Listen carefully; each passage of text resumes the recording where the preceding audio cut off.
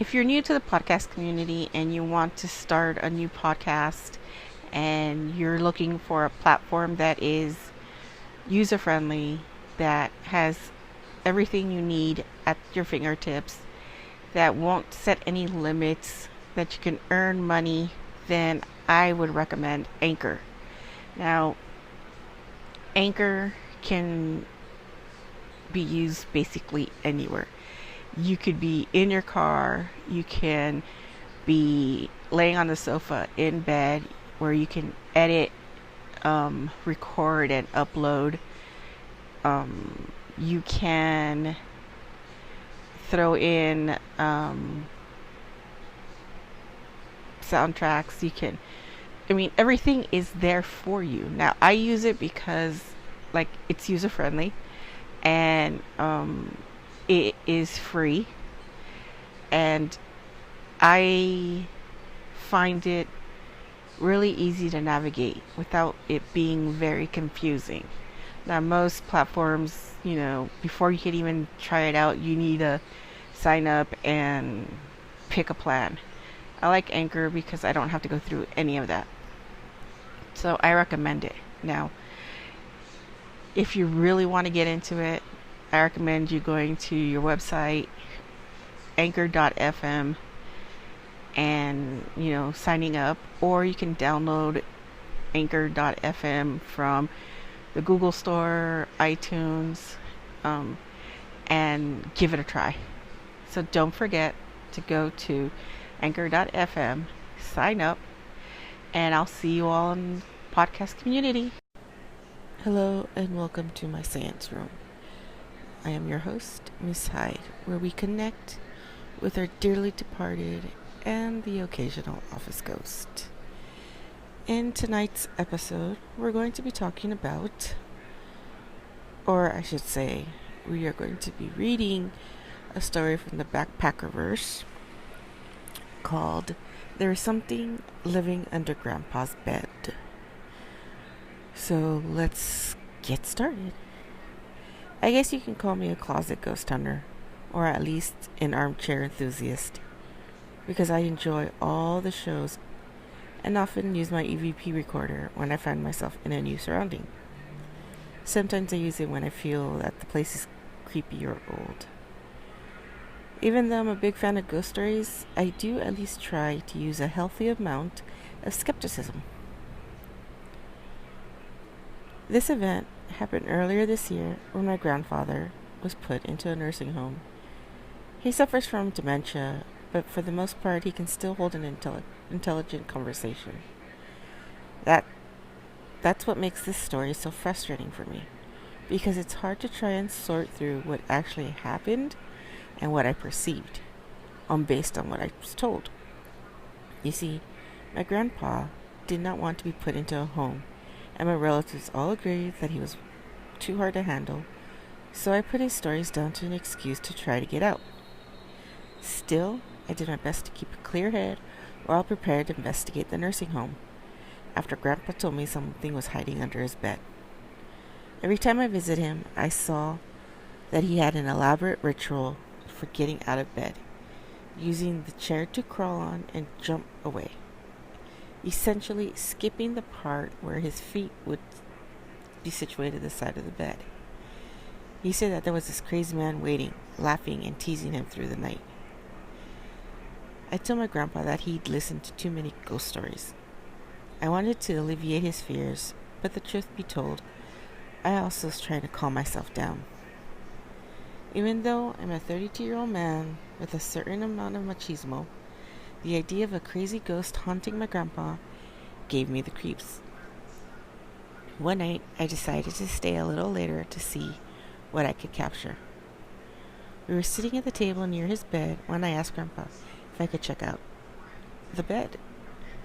For some reason, he freaked out and left the room, telling me that he didn't want to be present for whatever happened. I was annoyed, but at the same time was also happy to get a chance to check out without him getting in the way.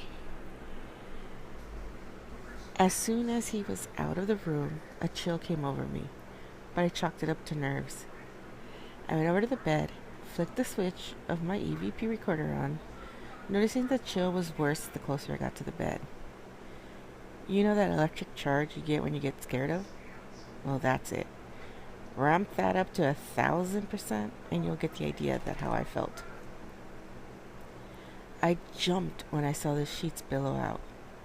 They were touching the floor at first. I thought the air conditioning was moving the sheets, or maybe a draft. But the icy air near the bed seemed to be contained in a certain area. I slowly got on my knees and felt even colder blasts of air hit my face.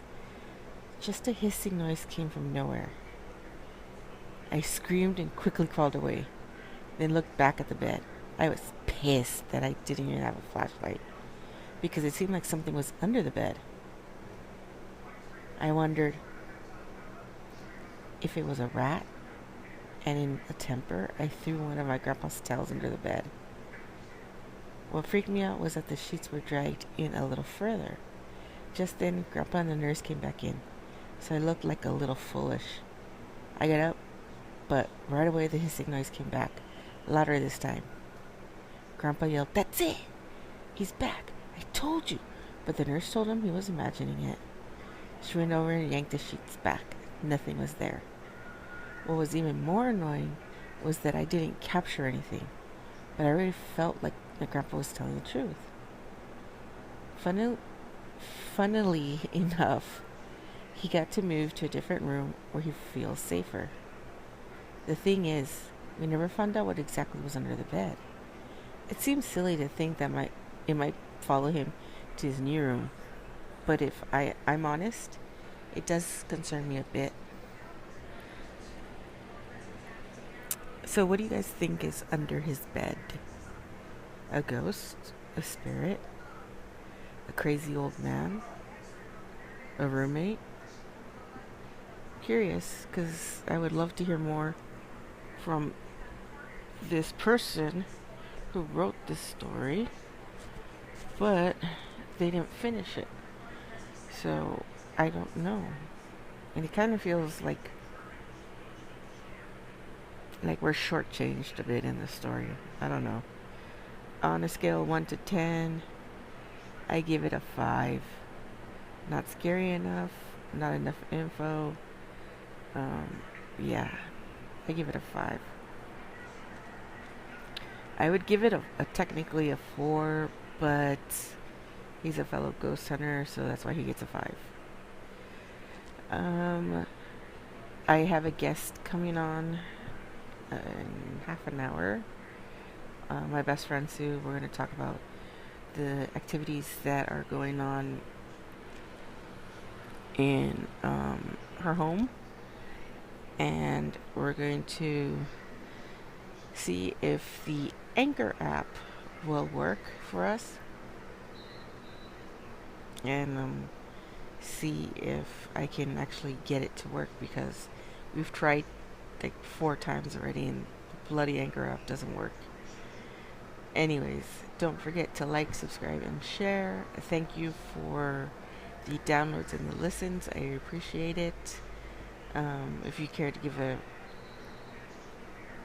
Excuse me, I yawned. I care to give a donation to the podcast to help maintain it and come up with better stories and better equipment, because I am using a lapel mic. Eventually I do want to get a really nice mic, some soundproof like board and stuff like that. But right now, with COVID and everything, and I gotta start low. If you have any ghost stories, feel free to email them to whattheparanormal77@gmail.com, or you can DM me on the Insta, the Twitter, the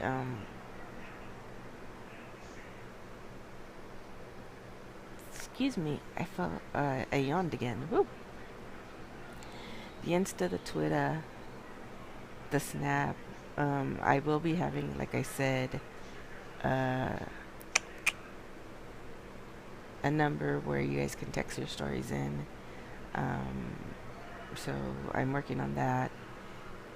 But other than that, um,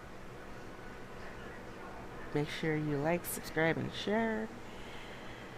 And with that being said, we are going to close the seance room. And don't forget to keep it ghosting.